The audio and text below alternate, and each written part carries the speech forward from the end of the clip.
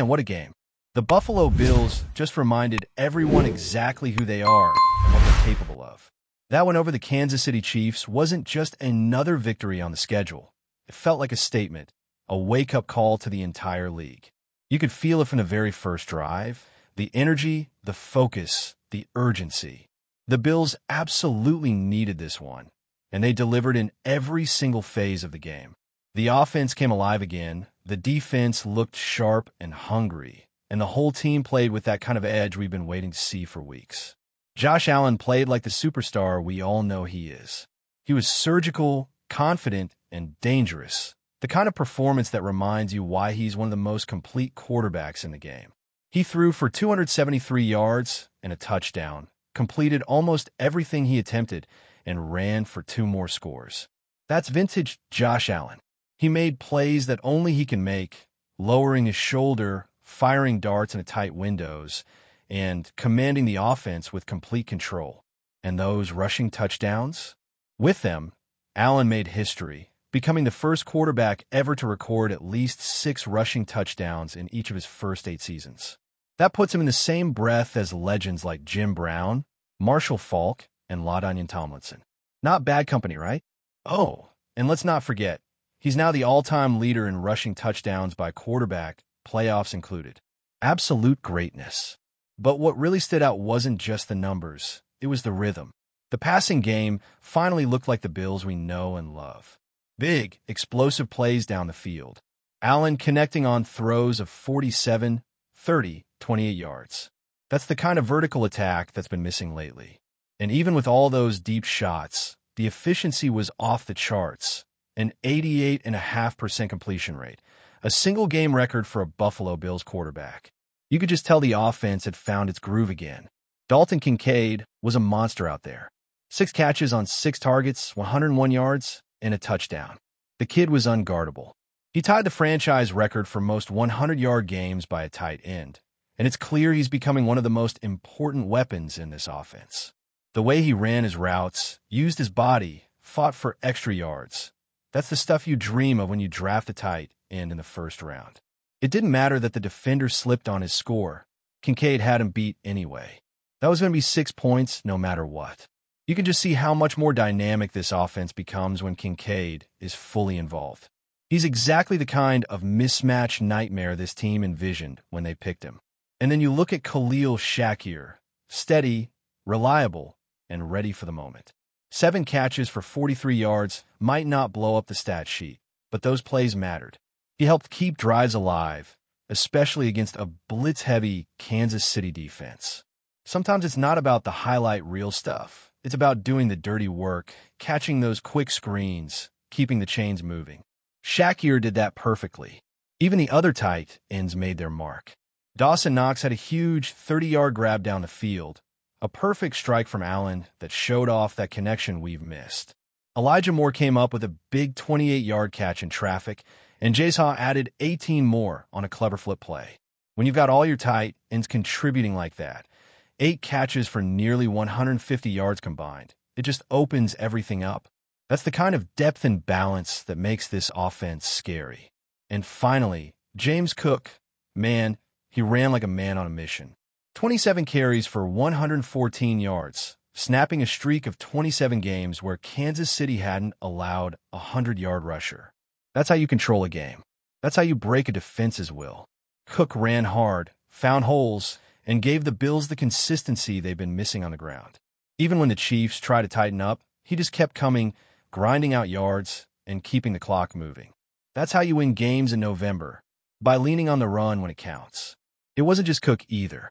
Ty Johnson got in on the action too, punching in a touchdown and adding a couple nice catches. For once, you felt like the running back room as a whole made a difference, something we haven't been able to say much this year. Reggie Gilliam deserved a shout-out too for some nasty lead blocks that helped spring those big runs. That physical tone they set in the second half was huge. You could feel the Chiefs' defense start to wear down, and that's when the Bills took control. Statistically, it all added up to one of the Bills' most complete offensive games of the season. 28 points, over 400 yards of total offense, more than 34 minutes of possession, and, maybe most importantly, 0 turnovers. That's efficient, disciplined football. They converted 7 of 12 third downs, scored touchdowns every time they reached the red zone, and kept the ball away from Patrick Mahomes. That's the formula. And speaking of Mahomes, let's talk about that Bills defense, because what they did to him was unreal. 15 completions on 34 attempts, under 50%, for just 250 yards and 1 interception. That was the lowest completion percentage of Mahomes' career. Think about that.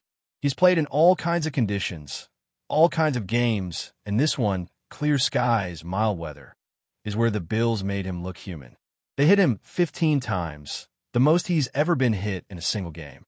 3 sacks, pressure on more than half of his dropbacks. The pass rush was relentless, disciplined, and smart. Greg Rousseau and Boogie Basham were menaces off the edge, collapsing the pocket and forcing Mahomes to bail out early. Rousseau had 4 quarterback hits and half a sack, while Basham added a sack and multiple tackles for loss. But it wasn't just them. The scheme was creative, mixing in disguised looks with linebackers like Dorian Williams and even Micah Hyde before his injury. The Bills didn't let Mahomes settle into a rhythm. They made him uncomfortable, forced him to move laterally instead of stepping up, and that's exactly how you beat him. And how about those young defensive backs stepping up? Cole Bishop was everywhere, breaking up passes, flying downhill for tackles, and showing that fiery competitiveness that makes you think he's going to be a cornerstone for years to come. For pass breakups, a tackle for loss, and just constant energy. Then there's Maxwell Harrison, the rookie picking off Mahomes in his first ever home game at Highmark Stadium. One moment. Yeah, maybe it was a bit of an arm punt, but still, that's a rookie corner taking the ball away from the best quarterback in the world. That's a confidence builder right there. You can feel the chemistry growing in that secondary. The coverage looks tighter, more connected. Jordan Poyer back in the lineup brings stability and communication that the young guys feed off. Even without key pieces like Taron Johnson, they held their own.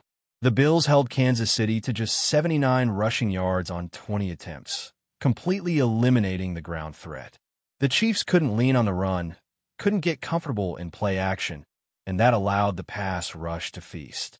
When you add it all up, the offense firing on all cylinders, the defense making Mahomes look ordinary, and the team staying composed through every momentum swing. This was the kind of win that can change a season. It wasn't perfect, of course.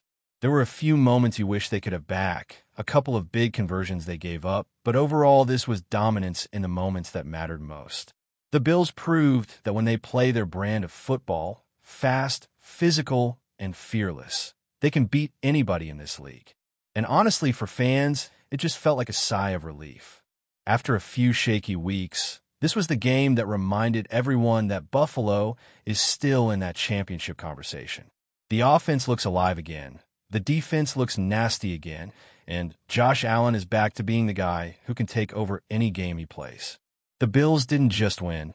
They made a statement that echoed across the AFC.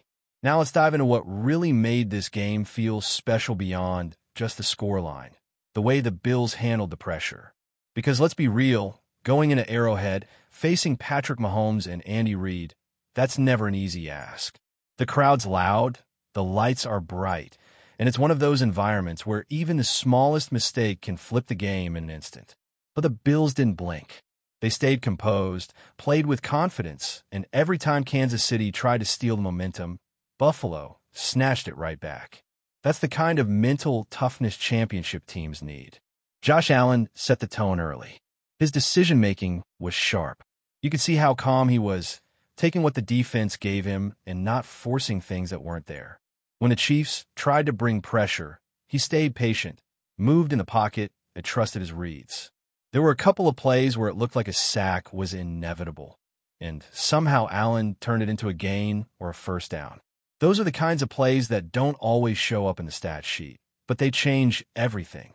They keep drives alive, keep the defense guessing, and build confidence throughout the offense. The chemistry between Allen and his receivers looked the best it's been all season. You could tell there was trust out there. Dalton, Kincaid, and Allen are starting to look like they've been playing together for years. The timing, the placement, the anticipation, it's all coming together. Kincaid isn't just a safety valve anymore. He's a legitimate number 2 target in this passing game. Defenders can't cover him one-on-one, and when they try, Allen doesn't hesitate to take that matchup. That trust opens everything else up. Then you look at the way the Bills balanced their attack. They didn't abandon the run when it got tough. They stuck with it, even when Kansas City started loading the box, and that paid off. James Cook kept grinding out yards, and every carry seemed to wear the Chiefs down a little more. You could see it in the fourth quarter. The defensive front just didn't have the same juice. That's when you start imposing your will. That's when you start looking like a complete football team. One of the biggest differences this time around was how well the offensive line held up. It wasn't perfect, but it was solid. Allen had time to throw, lanes opened up for Cook, and the penalties were minimal. That's been a major issue in some of the earlier games, but not in this one. The communication looked clean, the adjustments were quick, and even when Kansas City brought exotic blitzes, the line and backs handled it. You could tell the coaching staff put in the work during the bye week to clean up the little things. And man, that defense, they were on another level. You could tell the game plan was to make Mahomes uncomfortable from the jump. The Bills weren't going to let him sit back there and pick them apart. They disguised coverages, mixed up pressures, and forced him to hold the ball longer than he wanted. And when that happens, the Bills' front four eats. Russo and Basham were bullying the tackles all night, collapsing the pocket and forcing Mahomes into bad spots. Even when they didn't get the sack, they forced him into hurried throws and awkward footwork. That's why you saw so many incompletions. Mahomes didn't have a clean platform all game. Cole Bishop continues to look like a rising star on this defense. The rookie's instincts are beyond his years. He reads plays so quickly and reacts even faster. You can see him communicating, moving guys around, making sure everyone's lined up right. Those little details matter so much, especially when you're facing a quarterback like Mahomes who thrives on exploiting confusion. Bishop was everywhere, making tackles in space, breaking up passes, and flying around like a veteran. Maxwell Harrison's interception was a highlight moment, not just because it came against Mahomes, but because of what it represented. The Bills are trusting their young players. They're throwing them into big situations, and they're responding. Harrison's pick didn't just stop a drive. It shifted momentum. It gave the defense that extra jolt of confidence. And for a rookie to do that in such a high-pressure game, that's huge. You can see why the Bills front office was so high on him coming out of the draft. Before we dive back in, make sure to hit that subscribe button and give this video a thumbs up.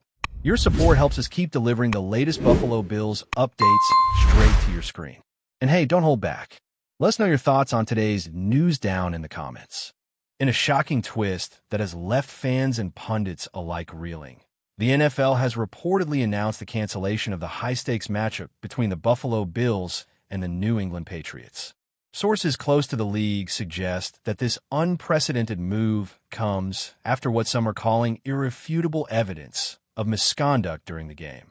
Social media is ablaze with speculation, fueled by new images that many claim clearly show a series of questionable calls that some insiders are now describing as outright theft. For weeks, whispers have circulated about controversial officiating in key AFC matchups, but nothing has sparked such outrage as this. Clips allegedly show referees making highly dubious decisions that directly influence the flow of play, and fans are not holding back in their fury. The Patriots and Bills, two of the league's most fiercely competitive teams, were locked in a battle that could have serious playoff implications, making the alleged missteps all the more consequential. Observers are questioning whether the NFL is acting swiftly to preserve the integrity of the league, or if this is just the beginning of a deeper scandal. Analysts are already speculating about the fallout. Some suggest fines, suspensions, or even a replay of the match could be on the table, while others are more cynical, warning that the league may be scrambling to contain a PR nightmare. Locker rooms across the league are said to be buzzing, with players reportedly torn between anger and disbelief. Social media hashtags demanding accountability are trending worldwide, and forums dedicated to NFL rumors are filling with theories, accusations, and debates over whether the league can ever fully regain trust from fans.